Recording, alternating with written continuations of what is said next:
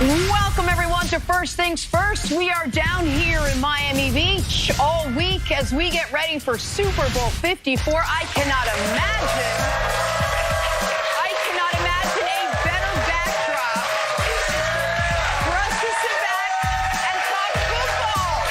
I mean, the sun is not even up yet, but we've got a fantastic crowd to welcome you in. Thank you to all of you guys. We got more jerseys today than we had the first 2 days combined. We got some hoops jerseys, a bunch of football jerseys. Great crowd that was here early. And it's a little chilly this morning, Miami. It is chilly. It's great folks that came out today. I'm going to tell the fine folks who we all are if you don't know. I'm Jenna Wolf. This right here is Nick Wright. We are hanging out with former Pro Bowl corner Brandon Flowers this morning.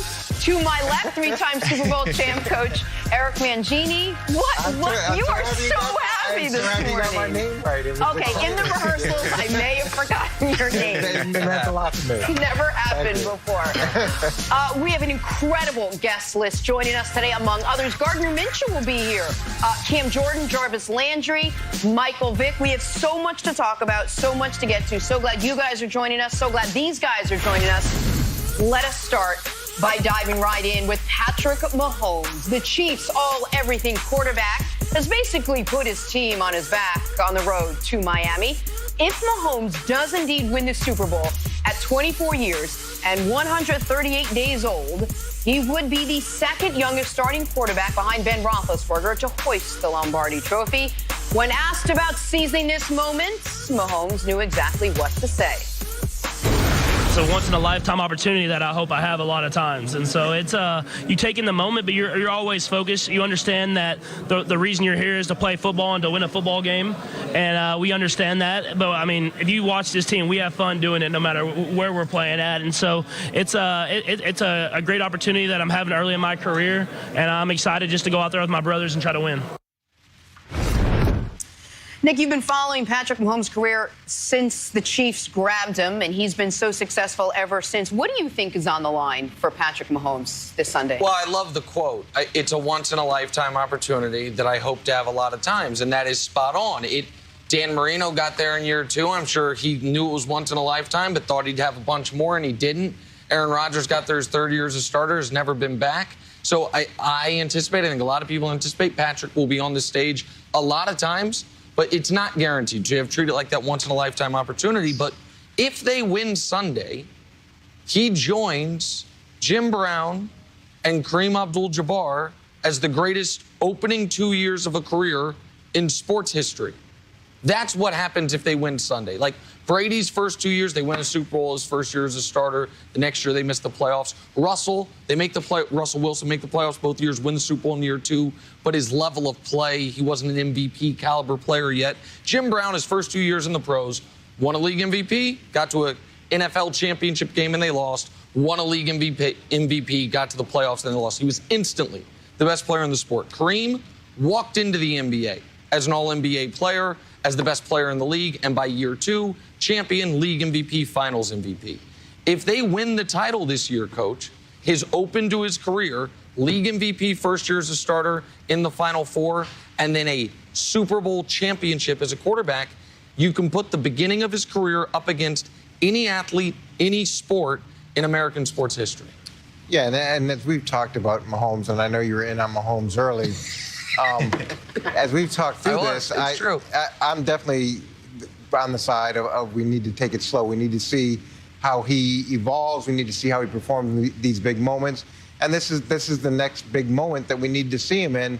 And with Dan Marino at that point, he had an unbelievable second season, and he had an unbelievable playoff run until the Super Bowl, and then the 49ers beat him down in that game. So it's going to be interesting to see how Patrick responds. What I've really liked about Patrick, as I've watched him more and more, is the things that he says, is the way that he talks about work ethic, the way that he talks about being humble, the way that he gives credit to the people around him. To me, those traits are things that not only your teammates can get behind and believe in, but it's going to serve you well as you keep getting this success. And to me, it's a trademark of the greatness of Tom Brady. I definitely agree with you, Coach. And what's on the line for Patrick Mahomes also here is his legacy. As you mentioned, Nick, quarterbacks when they get these rings under their belt, that's what they're measured at when it comes to, at the end of the day, are they the GOAT? Are they the greatest? When Rodgers won his first Super Bowl, we wasn't comparing him as the greatest at that time in the NFL. We compared him as the greatest ever because we thought he was going to get there 3 and 4 times. If Patrick Mahomes can get a Super Bowl this early, it will staple him, like you said, in that Hall of Fame discussion, because if he just get 2 rings, I think his numbers will be eventually better than Eli's. It'll be up there with Ben Roethlisberger's just because the marriage with him and Andy Reid. Andy Reid's going to always keep weapons around him. So getting a Super Bowl early is going to matter going later in his career when he try to stockpile Super Bowls. Oh, Brandon, I think you can go maybe even a step further. You mentioned the Hall of Fame. If they win Sunday, it would take a sports catastrophe for him to not be a Hall of Famer. If you win a league MVP and you're a quarterback for a Super Bowl winning team, Joe Theismann did that. He's the only one who checks those boxes who's not in the Hall of Fame. Joe Theismann, with respect to Joe, who I like a lot, did not have near the talent or the supporting cast Patrick Mahomes does. If they win the championship this year, the only thing that would stop him from being a Hall of Famer is a shortened career, something out of that we can't anticipate happening. And I know you did give me a hard time, and you continue to give me a hard time saying I was in on Patrick Mahomes early, but that I was in by his 4th game of his career. I was saying, oh, he's going to be a Hall of Famer, which I wasn't.